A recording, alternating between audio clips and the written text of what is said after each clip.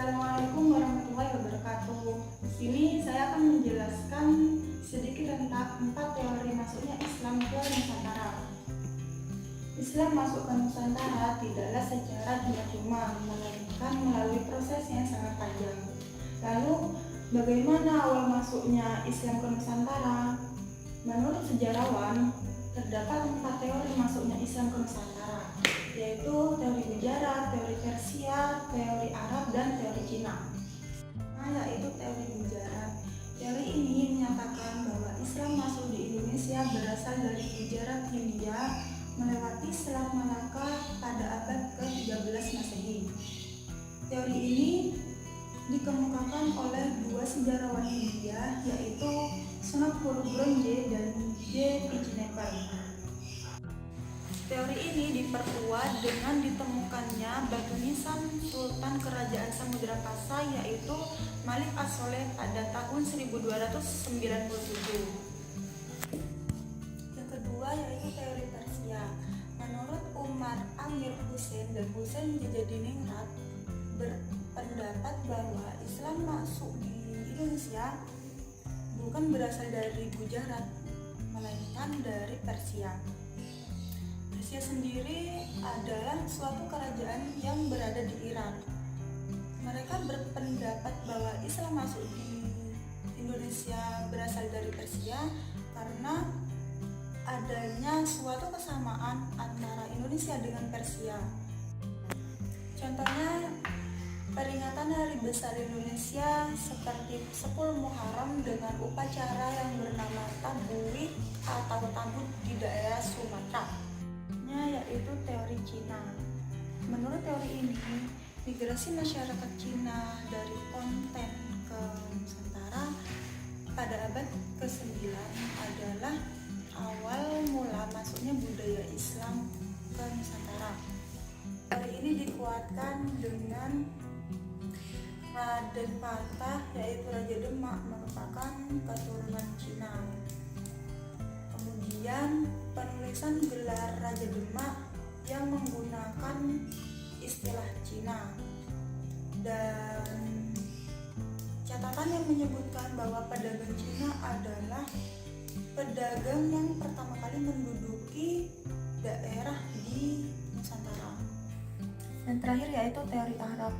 Menurut teori ini, Islam dibawa langsung oleh musafir dari Arab pada abad ke-7. Tokoh yang mengemukakan teori ini salah satunya yaitu Buya Hamka.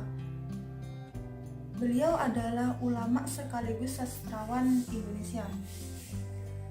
Teori ini juga diperkuat dengan adanya suatu perkampungan Arab di Sumatera Utara yang bernama Bandar Khalifah. Juga digunakannya gelar Ar-Malik di Kerajaan Samudra Pasai.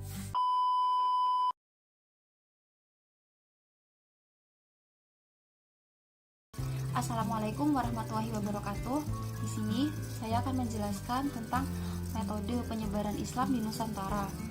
Seperti yang kita ketahui, bahwasanya Islam merupakan agama yang rahmatan lil alamin, yaitu rahmat bagi alam semesta.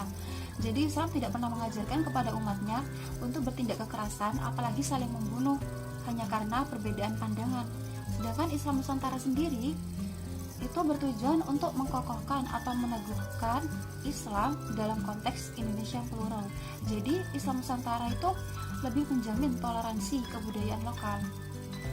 Sehingga cara yang dilakukan untuk menyebarkan Islam di Nusantara yaitu dengan cara-cara yang terpuji atau tindakan-tindakan yang baik, seperti berdialog dengan santun, terus memberikan ketauladanan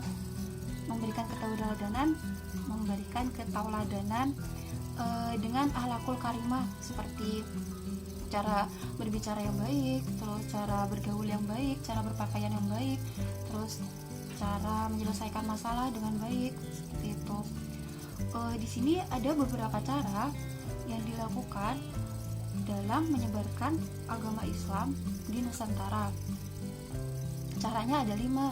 Yang pertama yaitu perdagangan, yang kedua yaitu adalah perkawinan, terus yang ketiga itu adalah pendidikan, yang keempat itu adalah kesenian, dan yang terakhir adalah politik. Yang pertama yaitu perdagangan. Nah, dalam perdagangan ini pastikan pasti ada kan interaksi antara pedagang muslim dengan masyarakat pribumi, khususnya masyarakat pribumi di sekitaran pesisir pantai. Jadi karena interaksi itu, jadi kan pedagang muslim itu kan menerapkan sistem dagang yang islami, jual beli islami gitu. Jadi kan karena tindakannya itu atau karena berdagangnya secara islami, pasti itu kan tutur katanya baik, terus perilakunya baik, terus habis gitu saling menguntungkan kedua belah pihak, terus tidak saling merugikan kalau misalnya akad jual beli itu. Nah, karena hal tersebutlah jadi menarik masyarakat pribumi untuk ikut masuk Islam karena perilaku terpuji yang dilakukan oleh pedagang muslim itu. Selain itu, dengan cara silaturahmi, berdagang dengan cara silaturahmi seperti yang dilakukan oleh Syekh Maulana Ishaq. Jadi beliau itu melakukan silaturahmi, rajin silaturahmi. Beliau itu memiliki 3 kapal. Yang 1 kapal itu beliau jual kemudian untuk disedekahkan. Jadi yang 1 kapal ini dijual, terus yang 2 kapal ini digunakan untuk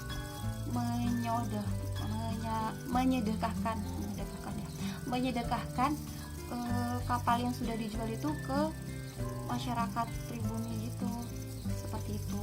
Jadi itu lebih menarik masyarakat pribumi untuk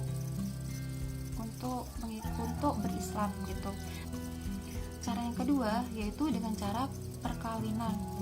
Jadi umat Islam jumlahnya semakin banyak, sementara itu penghasilan mereka relatif lebih tinggi, sehingga dari situ menarik putri-putri pribumi dari keluarga bangsawan maupun keluarga masyarakat biasa untuk menikahi mereka.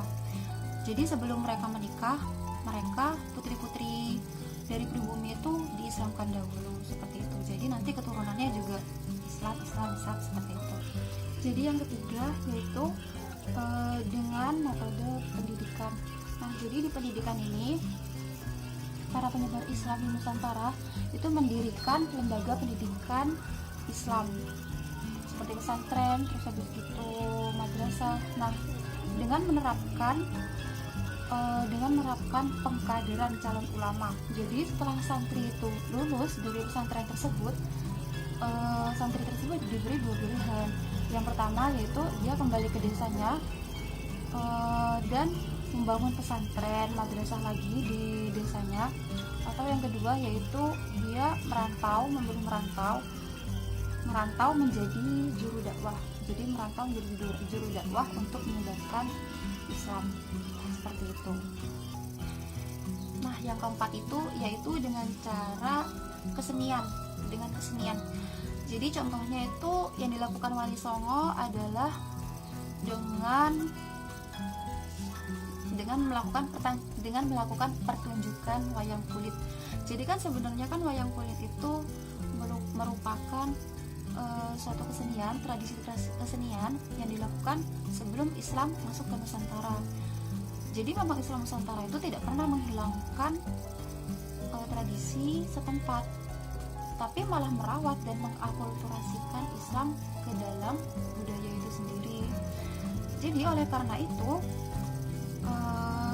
dalam pertunjukan wayang kulit yang dilakukan oleh Wali Songo sendiri itu kan diselipin nilai-nilai Islami, tapi tetap menggunakan wayang kulit seperti pertunjukan lainnya. Oleh sebab itu masyarakat itu tertarik dan ingin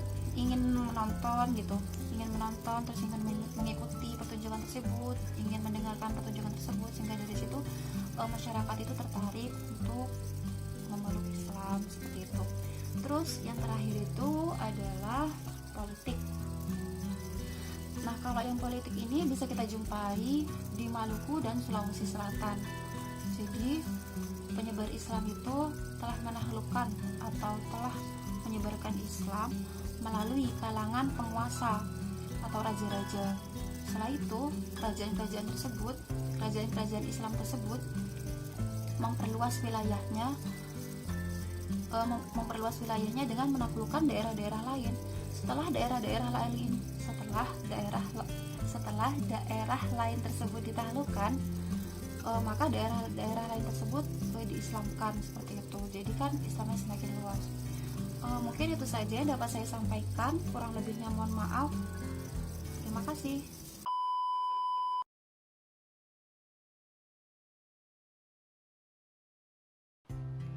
Baik, untuk materi yang ketiga yakni materi proses Islamisasi di Nusantara.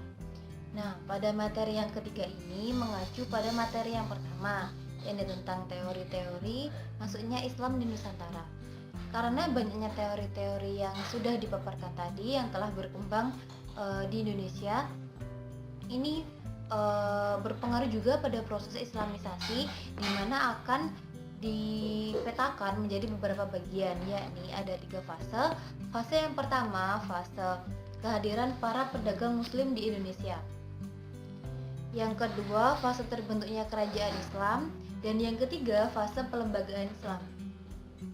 Adapun fase terbentuknya kerajaan Islam ini berlangsung pada abad ke-7 Masehi, dan fase kerajaan Islam itu pada abad ke-13 Masehi.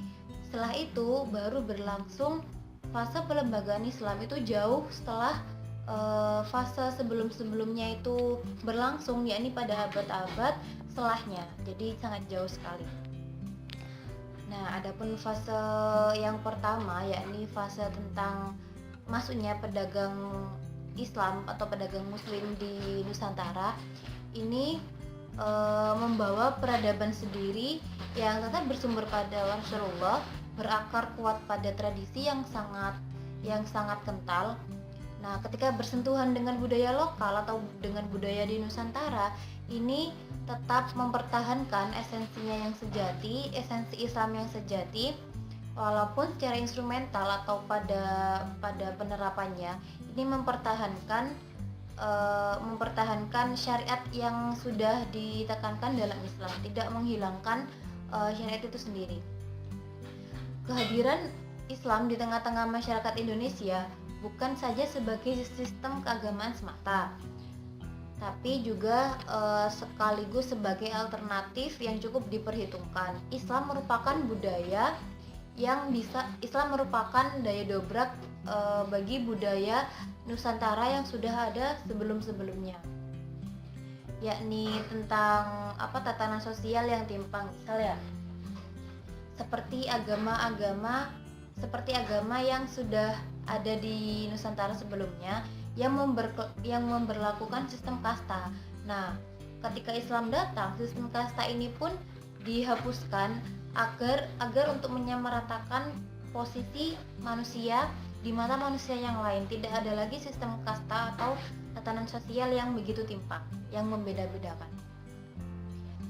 Di sini ada beberapa alasan kenapa Islam sangat mudah berkembang atau sangat mudah disebarluaskan di Indonesia.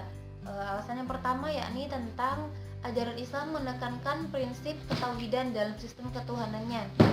Ajaran ketauhidan ini identik dengan liberasi atau pembebasan, yang hal ini memberikan pegangan yang kuat bagi para pemeluknya untuk membebaskan diri dari ikatan kekuatan apapun kecuali ikatan selain kepada Allah Subhanahu wa taala.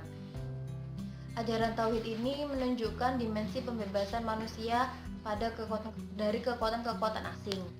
Konsekuensi dari ajaran tauhid ini adalah Islam juga mengajarkan prinsip keadilan dan persamaan dalam tata hubungan kemasyarakatan. Alasan yang kedua, mengapa Islam mudah diterima di masyarakat di Nusantara, yakni karena fleksibilitas ajaran Islam atau daya lentur yang ada pada ajaran Islam. Di sini pengertiannya bahwa ajaran Islam ini mempunyai nilai-nilai universal yang sudah ada di dalam Islam, yang sudah dibentuk dalam Islam. Ini mudah bercampur atau mudah melebur dengan budaya setempat, dengan nilai-nilai yang sudah ada seperti nilai sabar dalam masyarakat, rendah hati, mementingkan orang lain, berkembang di masyarakat yang sebelum-sebelumnya itu dapat dijadikan atau dimasukkan ke dalam ajaran Islam yang dikembangkan pada saat itu. Jadi tidak menghapus apa yang telah ada, seperti itu. Yang ketiga, alasan kenapa Islam mudah disebarluaskan di Indonesia karena sifat-sifat yang sudah saya jelaskan sebelumnya seperti fleksibilitas di ajaran Islam itu menjadi alasan untuk melawan kolonialisme Eropa seperti penjajahan bangsa-bangsa Portugis, bangsa Belanda. Nah, karena persatuan dan kesatuan umat Islam itu sendiri menjadi salah satu tombak untuk melawan penjajah, menjadi salah satu wadah untuk berkumpulnya umat Islam dan mempererat ikatannya. Nah, yang terakhir adalah bagian kesimpulan. Kesimpulan dari materi yang pertama, yang kedua, dan yang ketiga ini mengacu pada satu hal pokok, yakni bahwa proses islamisasi di Indonesia berlangsung sangatlah pelik, sangat panjang, berlangsung dari masa ke masa dengan berbagai rintangan, dan hal tersebut didasari oleh beberapa teori yang beragam pula. Diterimanya Islam oleh penduduk pribumi atau penduduk di Nusantara itu secara bertahap dan dapat membuat suatu hal yang melebur, dapat mengintegrasikan antara tradisi, norma, dan tatanan kehidupan masyarakat dengan syariat Islam.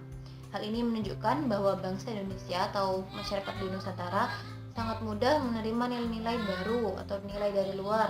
Itu menjadi bukti bahwa keterbukaan dari sikap penduduk di Indonesia. Nah, telah berakhir presentasi dari kelompok kami dari kelompok 3. Semoga bisa sama-sama mengambil hikmahnya, bisa bermanfaat bagi kita semua. Mohon maaf apabila ada kesalahan dari awal hingga akhir. Sekian dari kami. Wassalamualaikum warahmatullahi wabarakatuh. Amin.